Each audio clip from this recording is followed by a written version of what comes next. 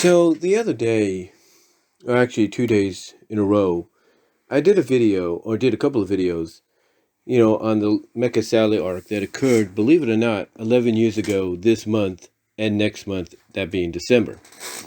Which means next spring, May and April specifically, will mark a decade since it ended. But there was always one question that kind of irked me a little bit, and I know I'm not the only one that it irked. And that is the fact that ever since Silver the Hedgehog was brought into the comic book under Ian's writing, he always had this agenda of trying to find a traitor, trying to find the one individual that betrayed the freedom fighters and caused his future world to go into desolation. But no matter where he arrived, no matter where he traveled, no matter what time or what alternate reality or alternate timeline, he never could get a straight answer. That is until he encountered Harvey Who, a character that we had not seen since about issue 15 or 16 during the early days of the comic, and around the time that they were finally giving Sally more of a, corrected color palette and design similar to what you saw in Sonic SatAM. And it was through this meeting with Harvey Who that Silver agreed that not only would he join a secret band of freedom fighters, undercover agents, if you will, led by Elias, the former or rightful king of New Mobotropolis, Sally's brother, as well as other members like the Lita and Lyko, the wolf twins from the Lupe's wolf pack tribe, Larry the Lynx, Heavy and Bomb, and I think Shard, the robotic hedgehog, basically the former pseudo Sonic, the former pseudo Sonic from back around issue 88 or 89 or something like that. Anyway, long story short, Silver agrees to be part of this team under the code agent name of Ace, I believe. And it's through this agreement of being part of this team that Harvey Who promises and agrees to help him pinpoint who the traitor could potentially be. Yeah, he agrees to potentially help Silver pinpoint down exactly who the traitor could be. So basically, during all this, and Silver helping out and everything when he can, Harvey Who was able to deduce exactly who the traitor was. And for any of us that have been following the book ever since Silver arrived, I think we all pretty much knew who the traitor was going to turn out to be. I mean, we didn't need Ian Flynn to do this story arc the way he did to kind of tell us what direction they were going in when it came to the traitor.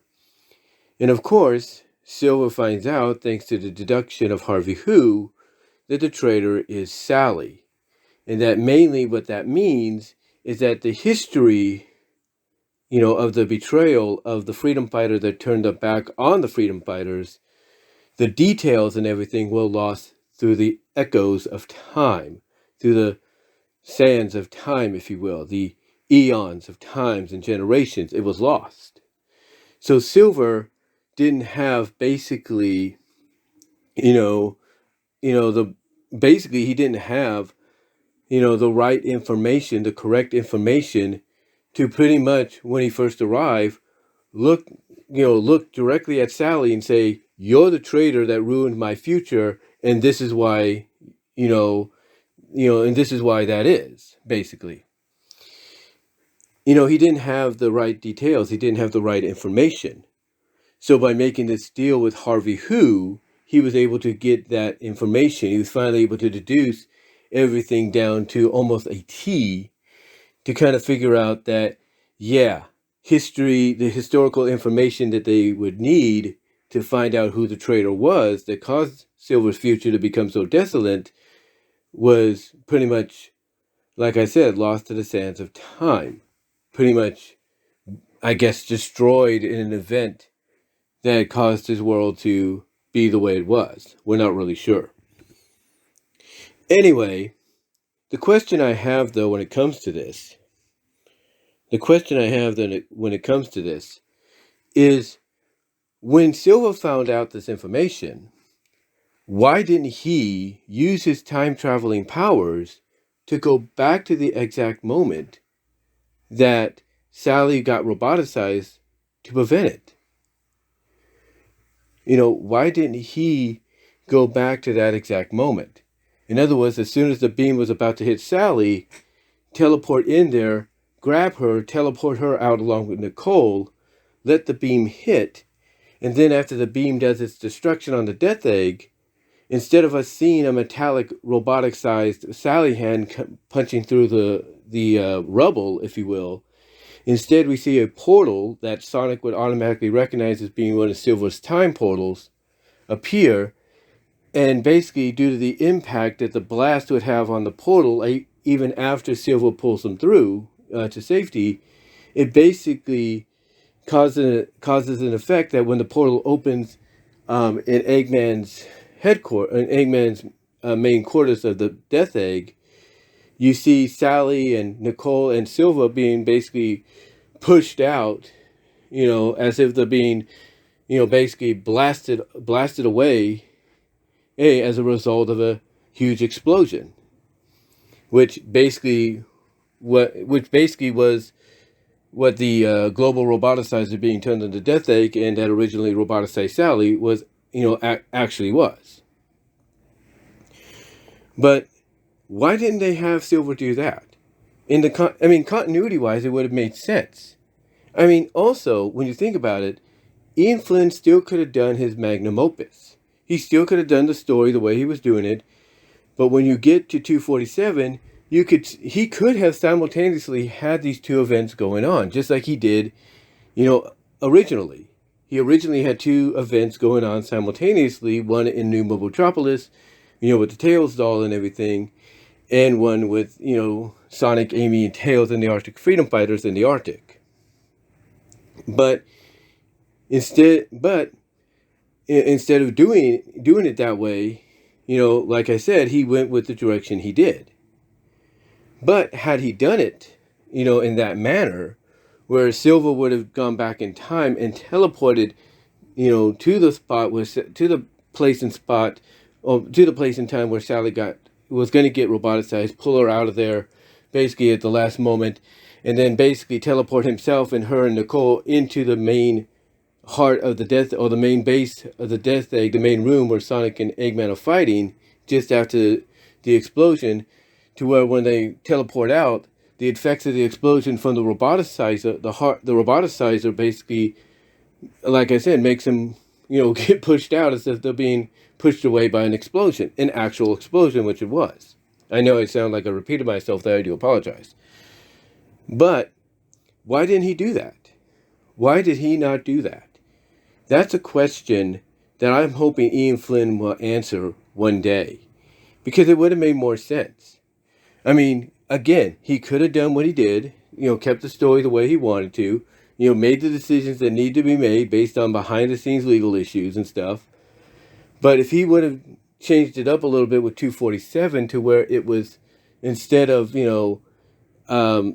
Team Freedom fighting, the Tails doll and everything in New Megalopolis, but New Mobotropolis, he could have used that as a way of showing Silver going back in time, pulling Sally out of danger so that the robotization doesn't happen.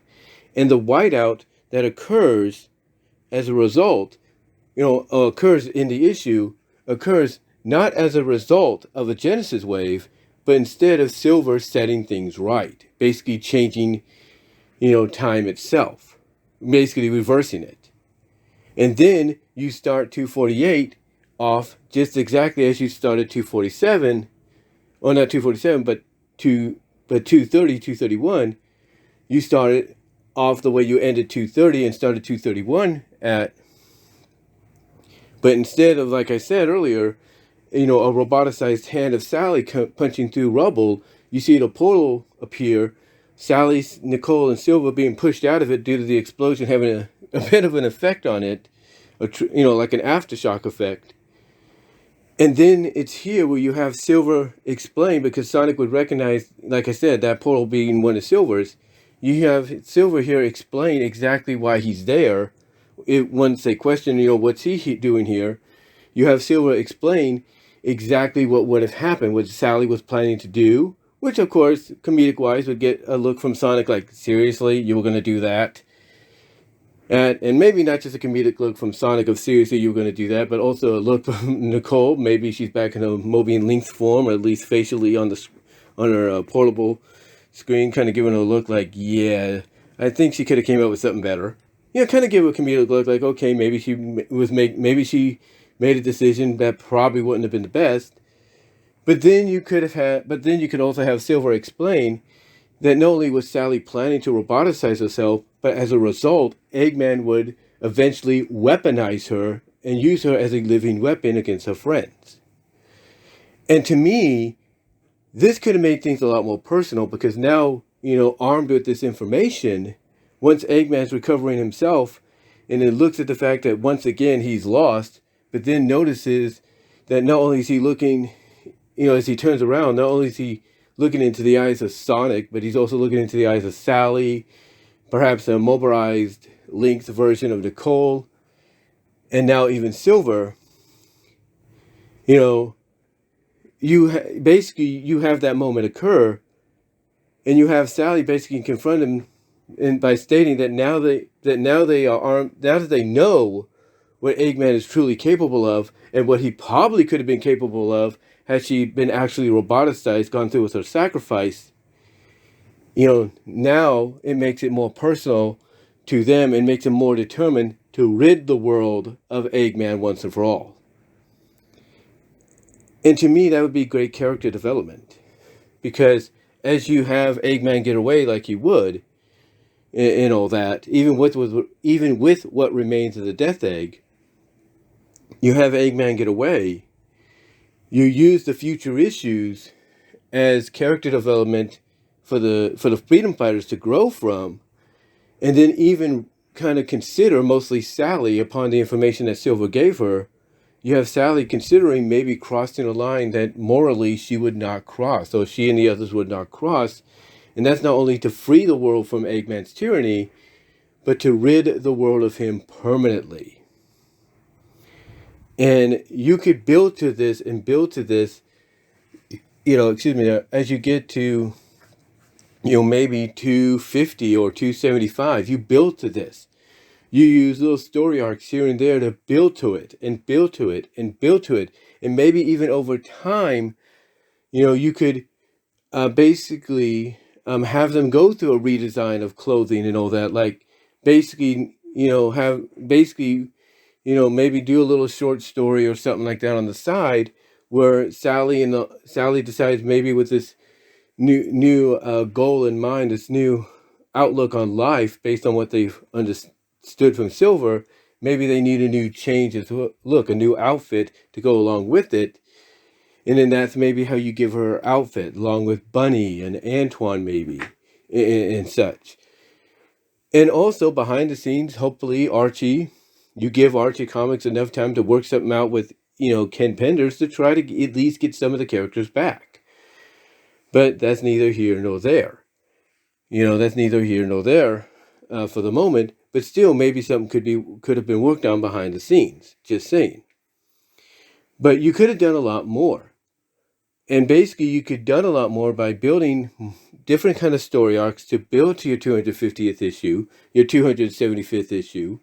You could still do the crossover with Mega Man, even make it its own non-canon portion of both continuities, just a one-time multi-issue event that's interrupting your regularly scheduled program, if you know what I mean. And then go from there and maybe build to a final showdown in 275, or even 300 if you want to go any further, to the point that you have Eggman lose everything, and Sally basically considering, you know what, we could either imprison you like you should be, but knowing you'll find a way to escape, or maybe we could just end you once and for all, or maybe we can come up with a different punishment. And honestly, I think, because I was thinking about that, I was thinking, what kind of punishment could they give Dr. Eggman, who, by the way, once again, to kind of correlate with issue 200, which would have occurred 75 issues earlier or even 100 issues earlier, has once again gone into insanity, what better fate for him to be written out of the picture for the time being, especially if you're going to end the book, if the book's coming to an end, or if you're going to go in a new direction with some new threats and everything like you've done before. What better way to do that than to basically seal him up in another padded room because he's losing it. He's basically out of his mind. He's basically gone insane again. And basically launch him into space where he'll basically float around for some time, not causing any trouble, even if he does eventually regain his sanity. If you kind of see where I'm coming from. And I know I say that a lot in these audio videos or on-camera videos. But anyway, that could have been a solution. That could have been a direction they could have gone had Ian Flynn, continuity-wise, done what, to me, would have made more sense. Would have made more sense and kept things within the continuity as we saw it. Kept things in the continuity as we saw it. I mean, if you wanted to still do the Sonic Unleashed adaptation, that's fine. But at least keep things in a way to where basically, it feels like this whole Mecha Sally thing, even though we would officially have the issues of where it took place in, and occurred throughout those 17 issues, it would be like its own non-canon factor. Basically, it would be considered, not an issue anymore. If you understand and what I'm saying, if you get what I'm saying. But he didn't do it. He didn't do that. Like I said, he didn't do that. Instead, he went in the direction he did. But still, it really makes you think, guys. It really makes you think, what if? What if he would have done this? What if he would have had Silver use his time travel powers to go back in time before Sally got hit by that blast, teleport her out of there, just as the blast hits, has them arrive, even being pushed back a little bit or forcibly pushed in, to the into the main room where Eggman and Sonic are after the blast hits and everything, where we see Sally's safe and not roboticized. Nicole's with her, Silver's with her. They get the explanation from Silver and stuff. Why didn't he allow something like that to happen? Because again, you could still do some of the same stories you were going to do anyway, and basically we could treat the Mecha Sally arc as a non-canon factor, because by reversing the time flow or going back in time and basically rescuing her from being roboticized, you treat the Mecha Sally arc like it was just, one big what if story arc, and that's it. One big what if story arc that, when you look back on it, has no real consequence whatsoever anymore, and it's back to square one.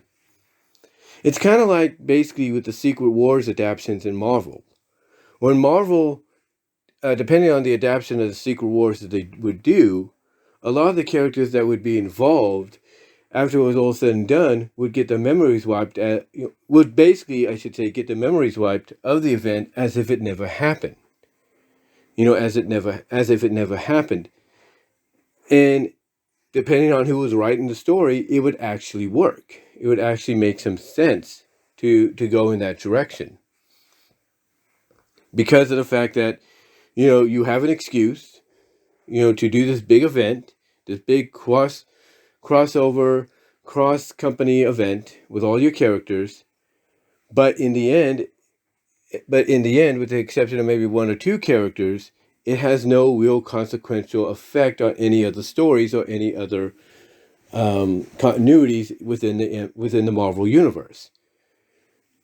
And if they would have done that here, that's how the Mecha Sally arc would have felt like. Like it wouldn't have had no real consequential effects anymore, because basically it never really happened. And we could treat it as something that, maybe was a dream, a nightmare that was not real, if you catch my drift. But what do you guys think? What are your thoughts?